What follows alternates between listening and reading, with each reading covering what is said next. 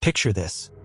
Henry steps through those glass doors with Marcus right behind him, both still in their travel clothes, and the trainer at the front desk looks them up and down like they'd tracked mud across fresh carpet. "Broke retirees buying our passes," he says, loud enough for the whole lobby to hear. Then he leans in closer. "You two fossils don't belong near real bodies." Now here's the part nobody in that lobby knew. Henry had quietly funded every inch of this place for 7 years running, signing the checks that kept the lights on and the leases paid. The man Tyler was sneering at owned the building's master lease outright. So what happens when Claire learns exactly who's standing on her gym floor? Henry had flown back from Europe that morning, 62 years old, and every one of them earned, ready for nothing more than a quiet dinner with his daughter and her husband. The suitcase still sat by the front door of the apartment he kept in the city. Marcus, good son-in-law that he is, had suggested they swing by Claire's new gym on the way, just to see the place she'd been pouring herself into. She'd skipped the dinner herself, too busy with the live stream opening she had planned for later that night. Henry didn't mind. He liked seeing what his girl built. They paid for the hour passes without fuss. Tyler, all sharp jawline and branded workout gear, barely glanced at the cash before sliding 2 wristbands across the counter. The place smelled of new rubber mats and lemon cleaner, the kind of high-end spot that charged extra for the view of the skyline. Henry's shoulders carried the stiffness of the long flight, but he kept quiet, the way a man does when he spent decades fixing other people's problems without needing credit. Marcus wandered toward the free weight area while Henry paused by one of the cable machines. The cable had jammed halfway up, the handle stuck at an awkward angle. Without thinking, Henry reached over, and with his right hand alone, those calloused fingers still strong from 40 years turning wrenches in engine rooms, he worked the pulley free. The weight stack dropped smooth and silent. A younger member nearby stopped to watch. Tyler caught the motion and crossed the floor. "Hey, members only on the equipment." Henry straightened, wiped his palm on his sleeve, and stepped back. "Just helping it along." The trainer's eyes narrowed at the simple fix. He didn't thank him. Instead, he walked a slow circle around both men, voice low but carrying. "You know, some people pay good money to train here without distractions." He reached out, caught the thin chain around Henry's neck, the small silver pendant Claire had given him years ago on a birthday, and gave it a sharp tug. The clasp broke. The pendant dropped into Tyler's palm. Marcus started forward, but Tyler held up a hand. "Easy, old-timer. I'll keep this until you leave." He turned, knocked the open bottle of vintage Bordeaux Henry had been carrying as a gift for Claire, and the dark wine spread across the polished floor in a slow, sour stain. 2 security-looking fellows in branded polos appeared at the end of the aisle, blocking the exit. Henry stayed still, the way he always had when the job demanded patience. The stream camera on its tripod across the room kept its little red light glowing.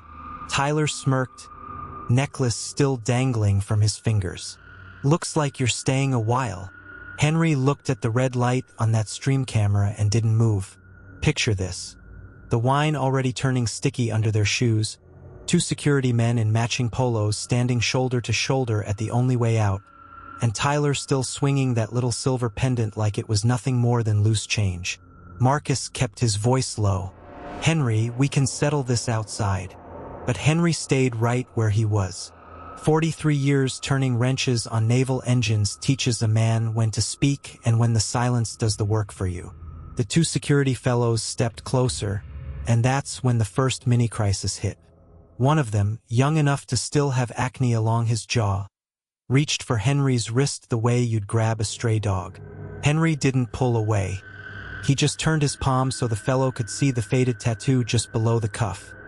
An anchor crossed with a pair of calipers, the kind only the old yard crew at Bremerton still recognized. The young man's hand stopped an inch short. Tyler noticed the hesitation.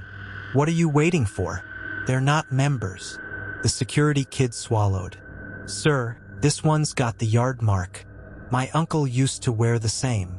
Tyler's smirk didn't flicker, but something in his eyes did. He dropped the pendant into his own pocket instead of pocketing it on camera. Fine. They can leave. But the necklace stays until the bill for that wine is paid. They walked out into the late afternoon sun with Marcus carrying the empty Bordeaux bottle like evidence. Henry didn't ask for the pendant back. He never did ask twice for what was already his. That night, back at the small apartment Claire had kept for him near the water, the day counter started in earnest. 72 hours until the Port Authority would open the sealed bids on the old dry dock equipment. The same equipment Henry had designed back in '82 before the company sold the patents out from under him. Marcus paced while Henry sat at the kitchen table turning a coffee mug in his hands. "We could call the lawyer," Marcus said. "Or we could just show up at the auction and let them see who really owns the drawings." Henry shook his head once. "Not yet. Let them keep thinking the old man's just scrap." Day one passed quiet. Henry spent the morning at the library microfiche machine, pulling the original patent filings one slow page at a time. The pendant never left Tyler's pocket. Henry could see it on the gym's live stream when he checked later that evening. But something else leaked out. A younger trainer on the same stream recognized the cable fix from the day before and asked on air where a member had learned that particular trick. Tyler cut the feed early. The next morning brought the fresh mini-crisis. Henry's phone rang at 6:17. It was the port office. Someone using the gym's corporate account had filed a complaint that an unauthorized contractor had tampered with their loading equipment 2 weeks earlier. Henry's name was listed. The clerk sounded embarrassed but firm. The bid review was now on hold until the matter cleared. Marcus swore under his breath. Henry just set the phone down and reached for his jacket.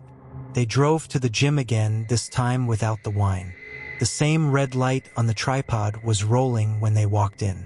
Tyler was leading a small group through kettlebell swings, the pendant still on its broken chain around his own neck now, catching the light every time he turned. When he spotted Henry, he smiled like a man who'd already won. "Back for round 2? Henry didn't answer. He walked straight to the cable machine that had jammed the first time, the one he'd fixed without permission. This time the whole stack was off its track. Weights scattered like someone had tried to force it and made it worse. The younger members stepped back. Henry knelt, worked the pin free with those same calloused fingers, and guided the cable home in under 40 seconds. The weights settled with a soft, even click. Tyler's face went still. The stream kept recording. One of the members murmured, "That's the exact fix the Navy Yard used on the old cranes."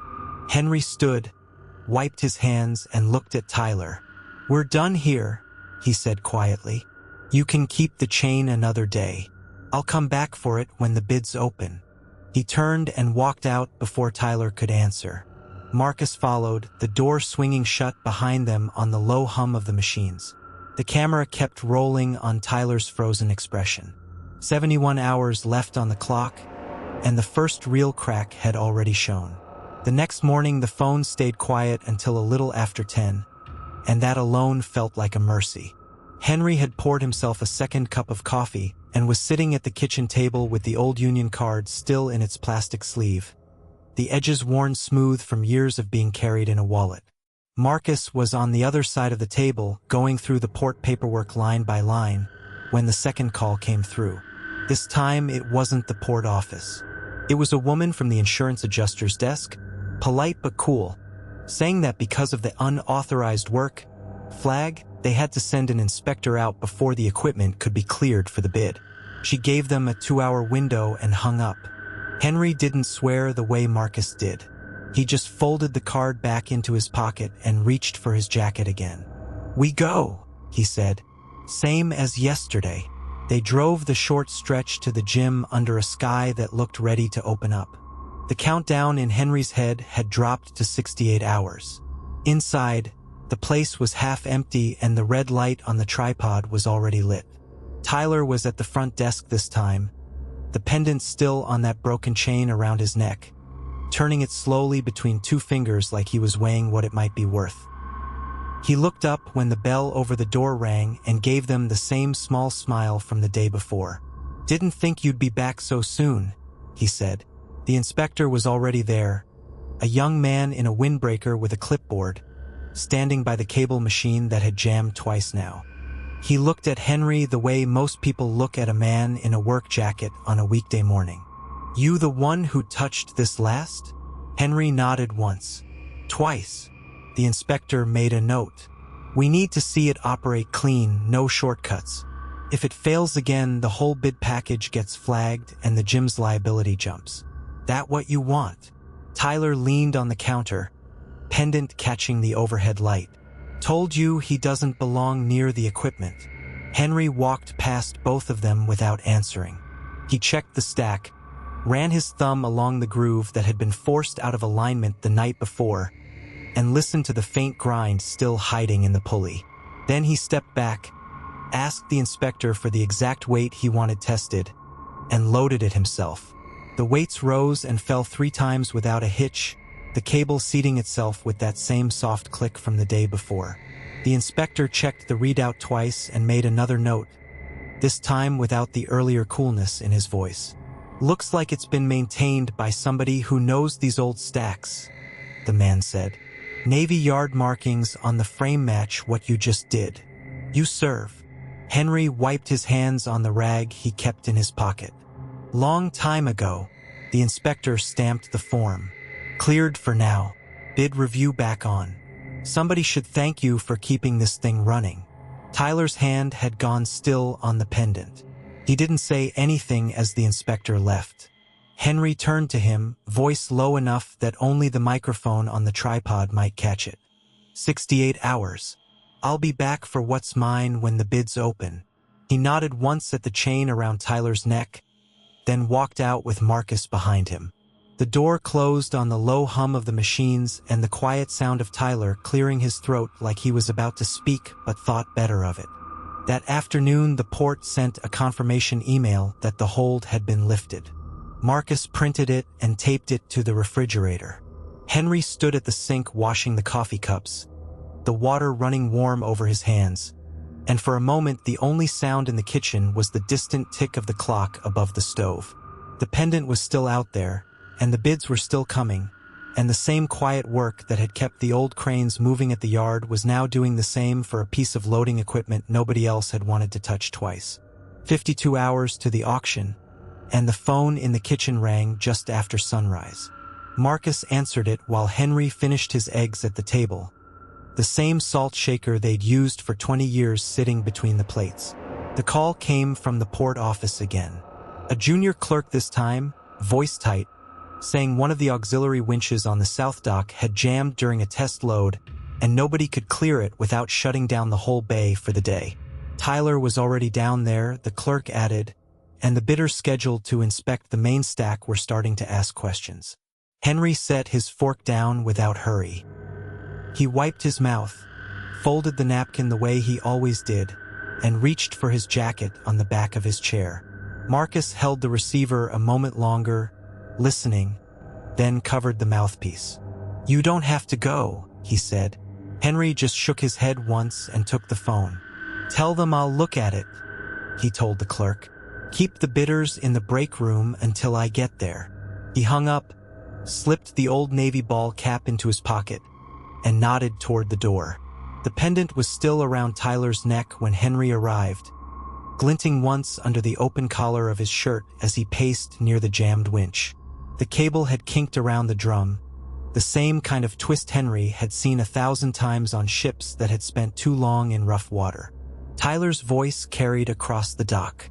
"It was fine yesterday. Somebody must have overloaded it after the last inspection."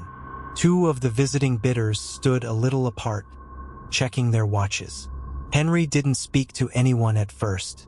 He walked the length of the cable, ran his fingers along the drum housing the way a man checks a fence for loose posts, and stopped where the kink had caught. The metal felt warm under his hand, the same faint heat that came off the old cranes at the yard when they'd been running too long without rest. He asked the nearest dockhand for a pair of gloves, not looking at Tyler, and began easing the tension off the line in small, even pulls. The pendant shifted against Tyler's shirt as he stepped closer. "We don't have time for this," Tyler said, low enough that only Henry could hear. The bids open in 2 days. Henry kept working. The kink loosened after the third careful turn, the drum settling back into its track with a soft metallic sigh that sounded almost relieved. He stepped back, wiped the gloves on the rag from his pocket, and nodded to the dockhand to run a light test load. The winch lifted and lowered without catching. The bidders moved closer, one of them writing something on his clipboard. The inspector from the day before had stayed behind and now stood watching, arms crossed. "Same hand on that one as on the stack yesterday," the man said. "You keep showing up at the right time." Tyler's fingers found the pendant again, turning it once. He didn't answer. Henry met his eyes for a second, then looked past him toward the water where the morning light caught on the cranes. 44 hours, he said, voice even. "I'll still be here when the bids open." He handed the gloves back, turned, and walked toward the lot where Marcus waited with the truck. The pendant stayed visible against Tyler's collar until the dock door swung shut behind them. That night, the port sent another email, this one confirming the south dock would stay open for the remaining inspections. Marcus printed it like the first and taped it beside the refrigerator note. Henry stood at the sink again, the water running warm, and the only sound for a long minute was the clock above the stove keeping its same steady count. The pendant was still out there on Tyler's neck, and the bids were still coming in, and the same quiet work that had kept the yard cranes turning through every storm was now doing the same for 2 more pieces of equipment nobody else had been willing to touch.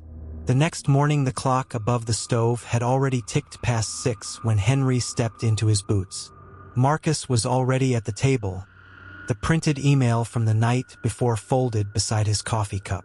40 hours now, Marcus said, not looking up. Henry nodded once, poured what was left in the pot, and felt the pendant's shape through Tyler's old flannel where it had been left on the hook by the door. He didn't put it on. He simply touched the chain once before heading out. Day 1 of the final stretch started with a flat tire on the south lot truck and a new inspector asking why the manifest for Crane 3 still carried yesterday's date. Henry knelt by the truck first, the rag from his pocket already in his hand, twisting the lug nuts in the same even rhythm he had used on the winch line. The new inspector watched, clipboard tight against his vest. "You the one who cleared the drum yesterday?" the man asked. Henry slid the spare into place. "Same hand that's been on these rigs since the union card still had a different name on it." The inspector wrote something down. Tyler arrived 10 minutes later, the pendant now back around his own neck, catching the low sun when he leaned in the cab window. "Bids close at 4 on the second day. We can't afford another delay." Henry wiped his palms, stood, and pointed to the winch log clipped to the dash. "We won't have one if the load test runs clean. Same as always." By midday, the port radio crackled with word that a second crane had developed a stutter in the brake housing. The bidders who had stayed late the day before were already gathering again, and one of them muttered loud enough for the dockhands to hear that maybe the whole yard should have been scrapped 2 seasons ago. Henry walked the length of the housing without rushing, the familiar scent of hot metal and salt air rising around him. He asked the dockhand for a mirror and a light, then pointed to the exact bolt that had walked loose. The fix took 14 minutes. The bidder with the clipboard stepped closer again. "You keep finding these things before the next shift even logs them." That afternoon brought the first real wobble. A call came through that the South Dock's power relay had tripped, and without it the remaining inspections couldn't finish before the cutoff.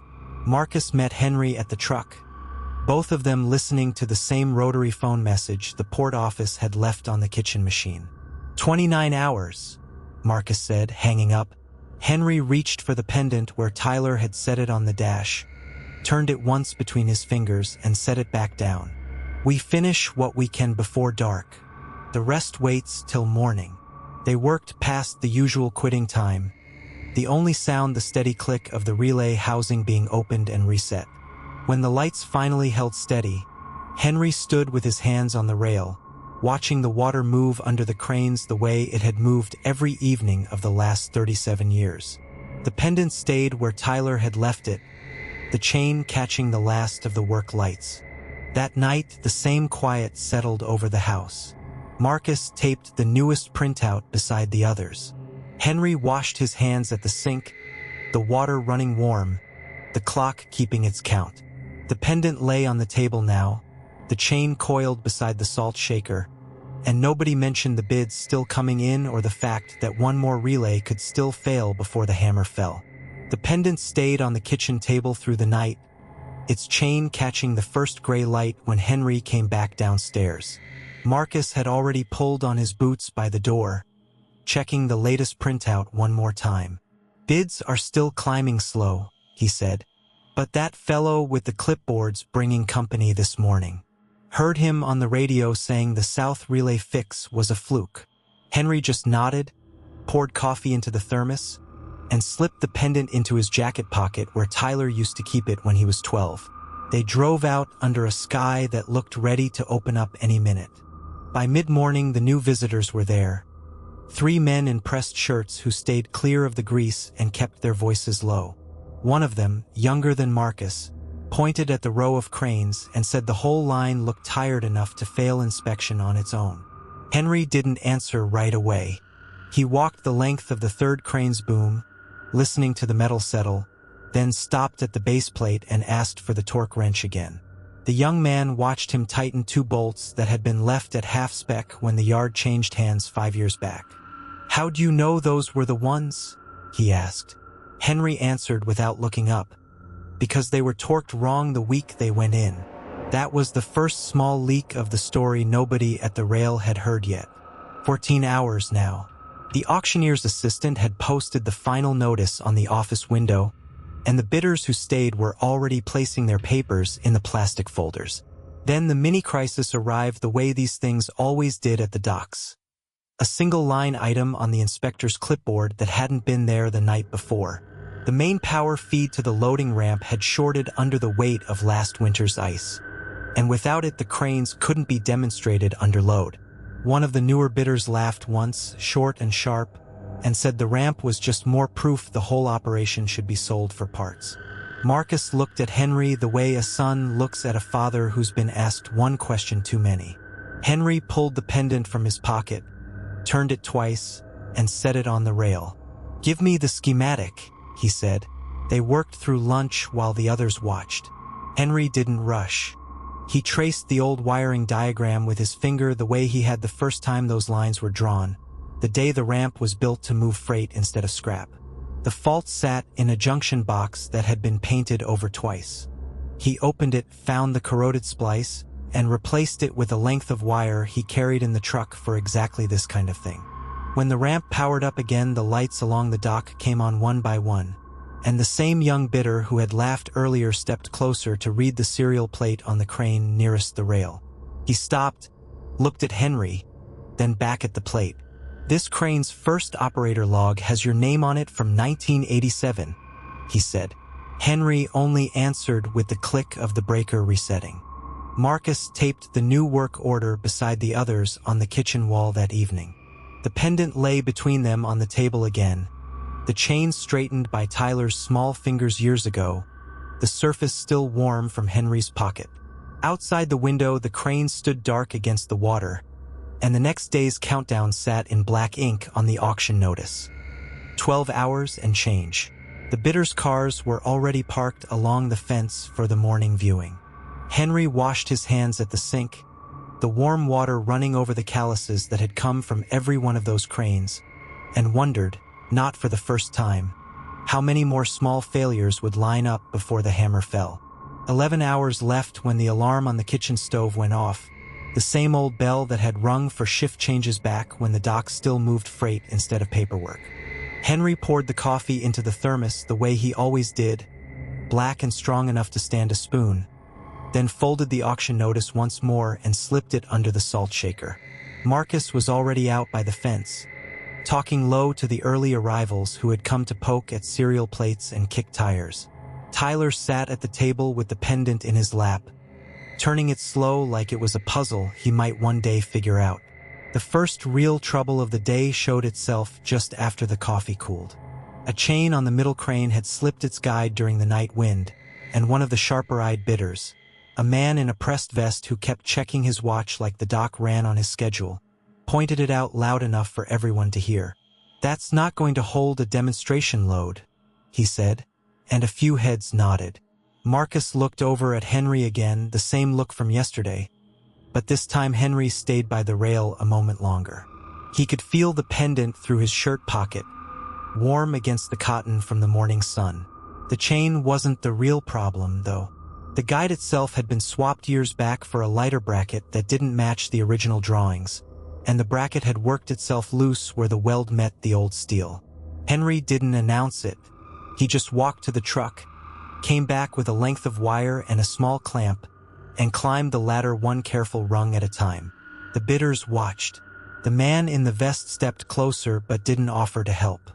Up on the platform, the wind off the water smelled like salt and diesel, the same mix Henry remembered from the first winter they ran the cranes through ice.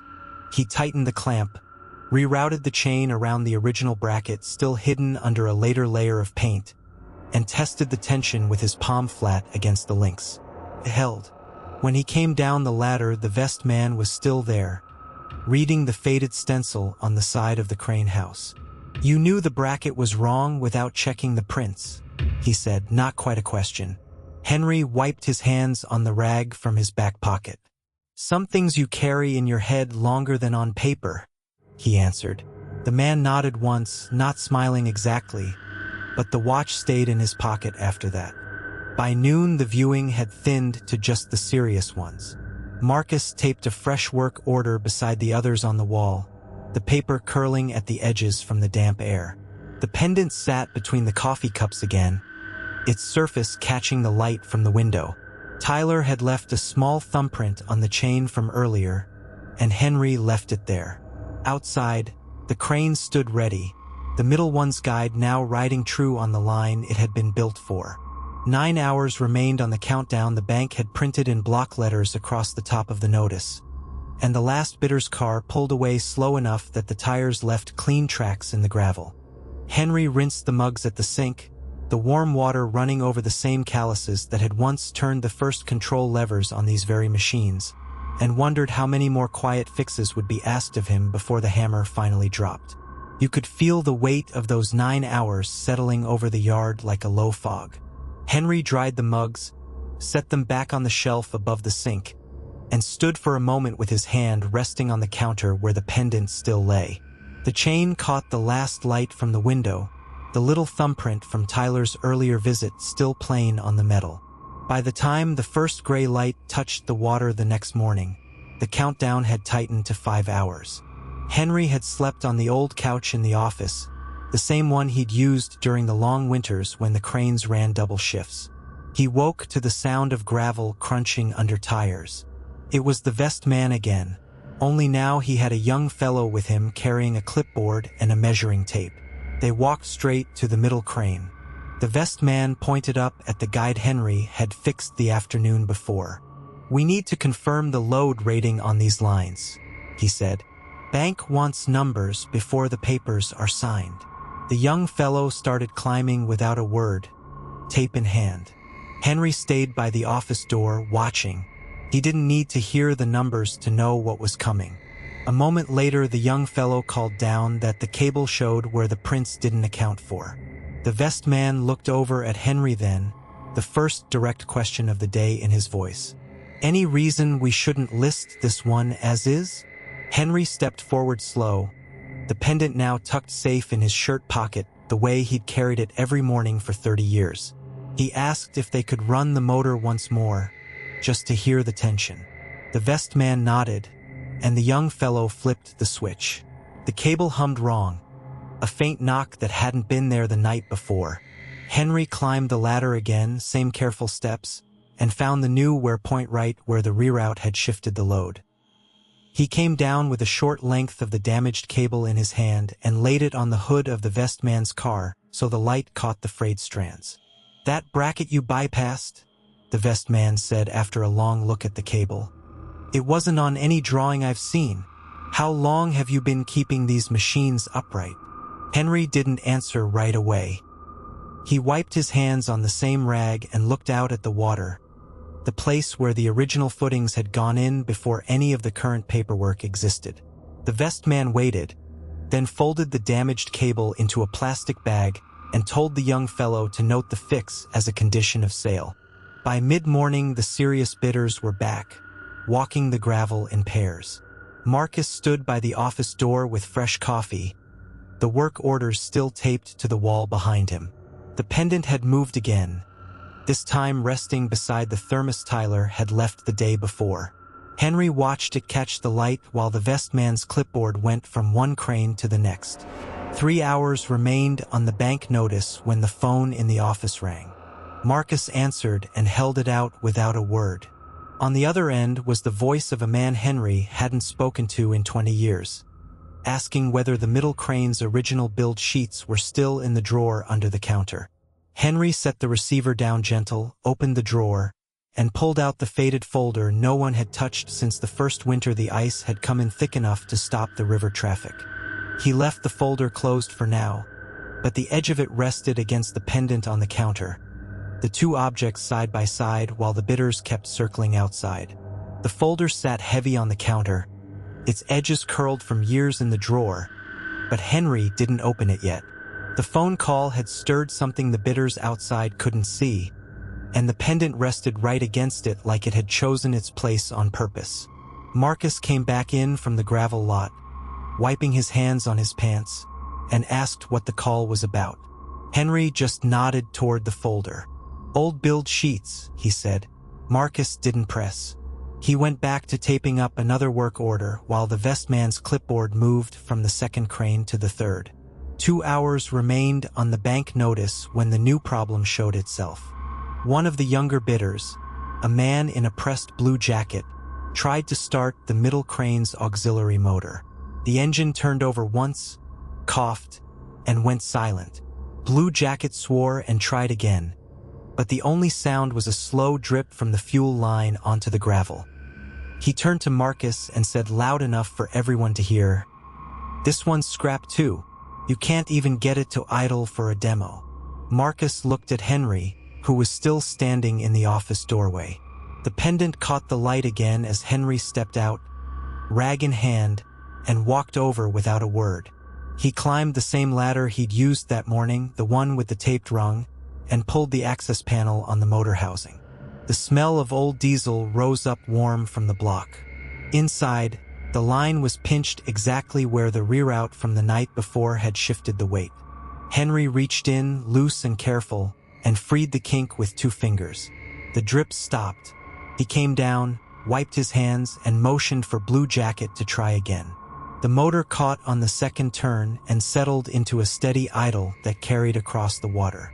Blue Jacket wrote something on his own pad, then walked away without looking at Marcus. The vest man watched the whole thing from the far side of the lot. He didn't say a word, but his notebook flipped to a fresh page. Henry stayed quiet, the way he had since the first morning the notices went up. The pendant had moved again by the time he got back to the office, this time resting on top of the faded folder like it belonged there. Marcus asked if Henry wanted the coffee refilled. Henry shook his head and opened the top corner of the folder just enough to see the corner of a stamped page inside. The stamp read the name of the original construction company, the one that had poured the footings before the river froze the first time. 1 hour left when the next bidder arrived, a woman in a gray coat who said she represented the Port Authority. She walked straight to the office counter, looked at the pendant, and asked where the spare parts inventory was kept. Marcus pointed to the wall. She pulled a manifest from her bag and started checking serial numbers. The middle crane's number matched an entry on her list, but the date beside it was 20 years older than any official record the bank had. She tapped the number with her pen and looked at Henry. "This one was supposed to be decommissioned in the 90s, he said. Henry didn't answer. He just slid the folder forward an inch so the edge touched the manifest. The vest man came in then, carrying the plastic bag with the frayed cable from earlier. He set it on the counter next to the pendant and the folder. "The bank wants a final walkthrough before the notice expires," he said. Marcus nodded and followed him out. Henry stayed behind, the pendant still under his hand. Outside, the Port Authority woman circled the cranes once more, her shoes clicking on the gravel. The motor on the middle crane kept its steady idle, the only sound that cut through the wind off the water. 30 minutes remained when the phone rang again. Henry answered this time. The voice on the other end was the same one from the morning, asking now whether the original owner signature was still on the first page of the build sheets. Henry looked at the folder but didn't open it. He told the caller the sheets were there and set the receiver down. The pendant had shifted again, resting against the bag with the cable inside. Through the office window, the bidders were gathering near the lot gate, their voices low. Marcus came back in, his jacket dusted with gravel, and said the vest man wanted everyone to stay until the notice ran out. Henry nodded. He wiped the counter once more, the pendant still in its place, and waited for the clock to move. The clock on the wall ticked through those last 30 minutes like it had all the time in the world. Henry kept his hand near the pendant, the chain warm from where it had rested against the counter. The Port Authority woman finished her circle of the cranes and came back inside, her shoes still clicking on the gravel. She laid her manifest next to the folder and asked Marcus if anyone had records from the original build crew. Marcus looked at Henry, who didn't move. The vest man cleared his throat and said the bank only cared about the current paperwork. You could feel the room settle into that quiet that comes when people are waiting on something official. The middle crane's motor kept its low idle, steady enough to drown out the wind but not loud enough to hide the sound of the phone ringing a second time. Henry picked it up. The same voice from the morning asked whether the serial numbers on the spare parts manifest matched the ones stamped on the crane housings. Henry answered that they did and set the receiver down without waiting for more. 19 hours still remained on the full bank notice when the next bidder arrived. This one carried a leather clipboard and wore a wool coat with the Port Lines patch on the sleeve. He stopped at the counter, glanced at the pendant, and asked why the middle crane was running at all if the notice was about to expire. Marcus started to explain the bank's walkthrough rule, but the vest man cut in and said no one was to touch anything until the paperwork cleared. The Port Authority woman tapped her pen again and pointed to a line on her list. The date next to the middle crane's number read 1978. She asked Henry if he remembered who signed off on the last maintenance log. Henry slid the folder forward another inch so the edge lined up with her manifest, but he didn't open it. Outside, the bidders had moved closer to the lot gate. Their voices stayed low, the way people talk when they're sizing up something they might lose. The vest man asked Marcus to walk the fence line one more time. Marcus nodded and left, his jacket picking up fresh dust. Henry stayed at the counter. The pendant had shifted again, catching the light from the single bulb overhead. The motor on the middle crane never changed pitch. A new sound cut through the idle then, a small rattle from the spare parts shed at the far end of the lot. The Port Authority woman heard it first and looked at Henry. He set the pendant down, walked outside without saying anything, and came back holding a short length of replacement cable, still tagged with its original invoice number. The vest man examined the tag and said it wasn't on the bank's inventory. Henry placed the cable next to the plastic bag already on the counter. The Port Authority woman checked her manifest one more time. The number matched an entry from the same 1978 page. 17 hours remained on the notice when the phone rang a third time. Henry answered. The voice asked if the original owner's signature was visible on the build sheet itself, not just the cover. Henry looked at the folder, still closed, and said the signature was there. He hung up and wiped the counter again, the pendant back under his palm. The bidders at the gate had gone quiet, watching the middle crane's arm hold its steady position against the wind. The vest man checked his watch, then looked at Henry and asked whether he planned to stay through the night. Henry nodded once. The Port Authority woman gathered her manifest, left it on the counter beside the pendant, and stepped outside again. Her shoes clicked once more on the gravel before the sound faded into the motor's idle. Marcus returned from the fence line, brushing dust from his sleeves. He told Henry the bidders were asking about coffee, but nobody wanted to leave the gate. Henry poured 2 cups from the old thermos on the shelf and set them on the counter. The pendant rested between them. The chain looped once around the base of the thermos like it had found its place for the long wait ahead. The coffee in those cups had gone cold by the time the wind picked up enough to rattle the chain link fence. Marcus stood near the door, listening to the bidders murmur among themselves outside the gate.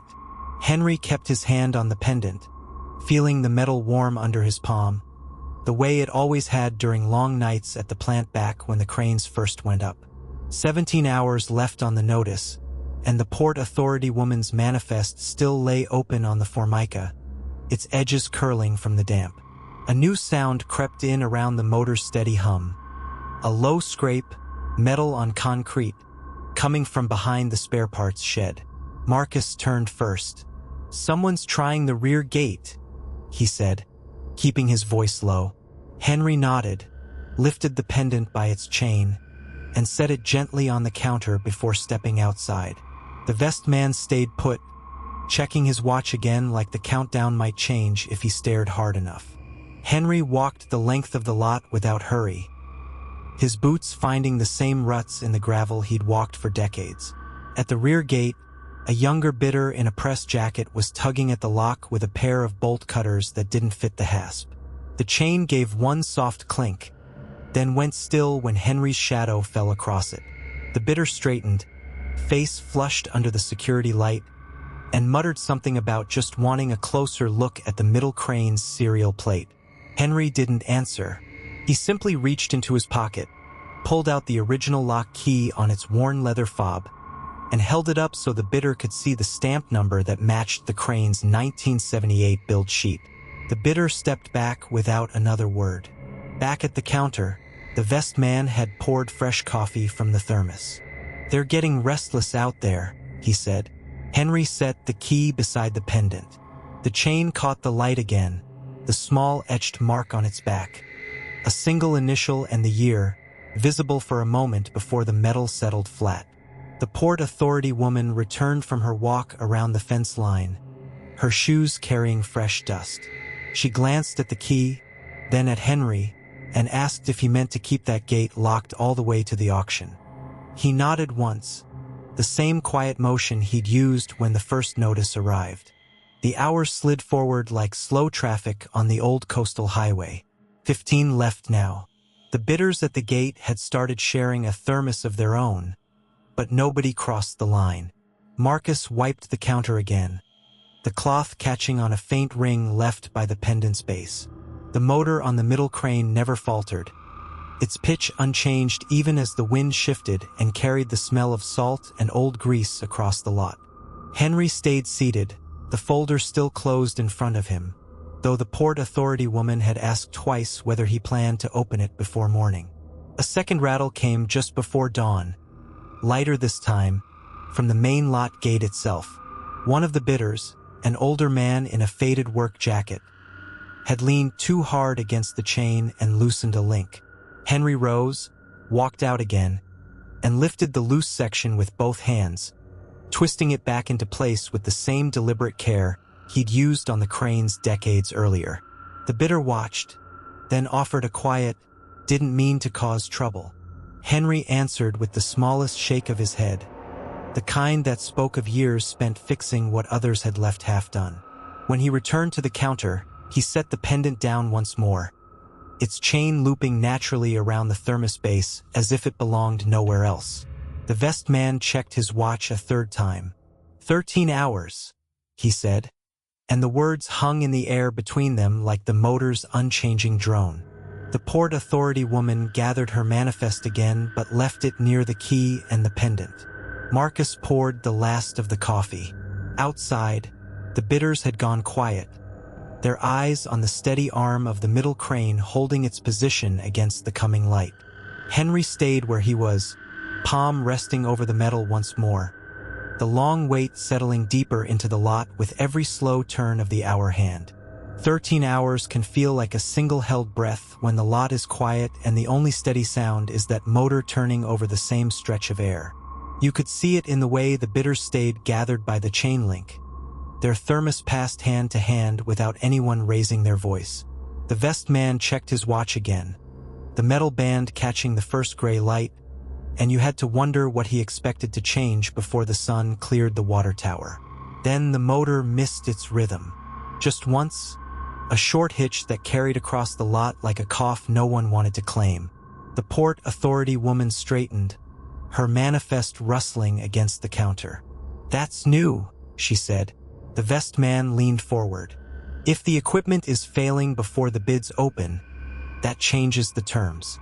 Marcus set the thermos down hard enough to make the pendant shift on its chain. Henry didn't answer right away. He stood, the same slow motion he'd used on the gate earlier, and walked across the gravel to the middle crane. The bidders watched him through the fence, one of them muttering something about an old hand still thinking he runs the place.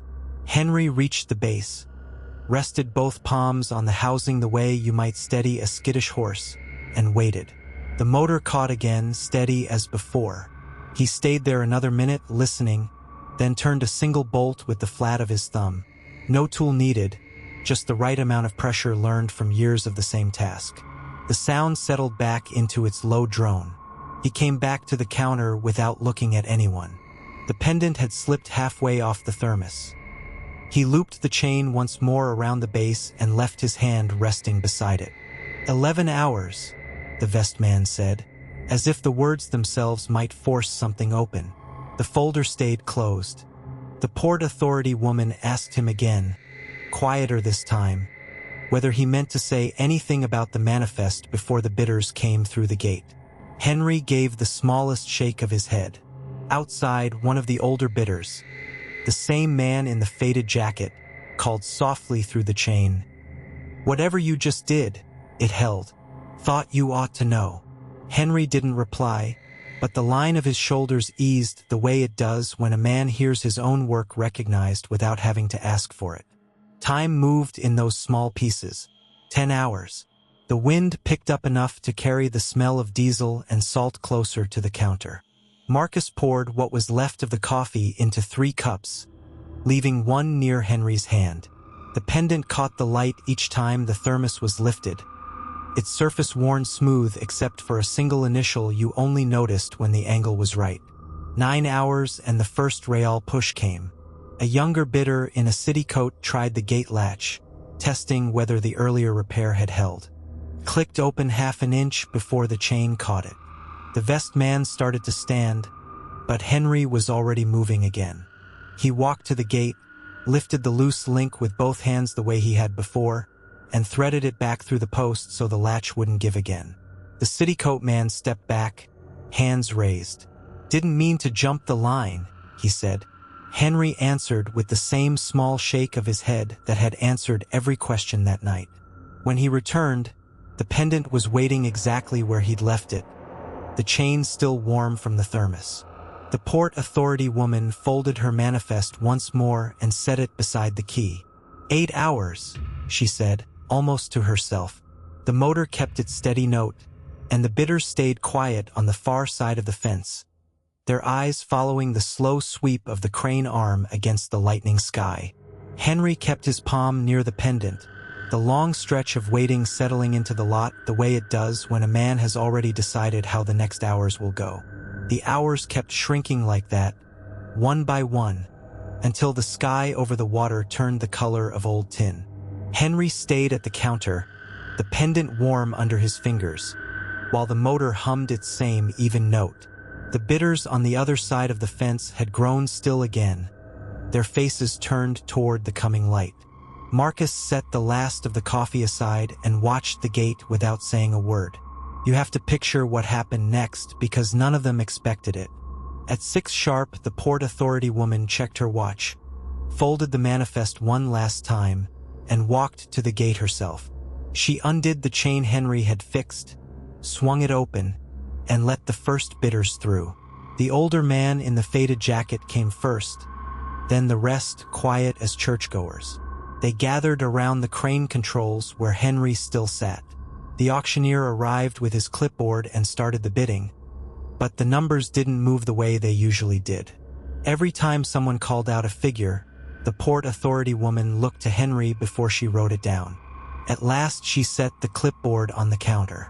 "Henry," she said, low enough that only the nearest men heard. "I need to speak with you before this goes any further." They stepped a few paces toward the water's edge, away from the others. She kept her eyes on the horizon. "I told you last month this lot was scrap and you had no business lingering. I was wrong. That motor's running because of what you did decades ago when you laid the wiring. The buyers know it now. I should have known it then." Henry didn't answer right away. He rubbed his thumb across the pendant the way a man does when he's weighing what to give back. "You kept the keys safe," he said finally. "That's enough for me." She nodded once, turned, and walked back to the group. She raised her voice so every bidder could hear. "Before we continue, I owe an apology. This man kept the equipment alive when the rest of us were ready to sign it away. If you want the crane, you're buying it because Henry still knows how it works. I was the one who tried to shut him out." The bid started again, higher than before, but the room, such as it was under open sky, had already changed. The citycoat man lowered his paddle and simply watched. When the final number was called and the paper signed, the faded jacket bidder came over and set a hand on Henry's shoulder. "Your work just bought a second life for this dock. Thought you ought to hear it."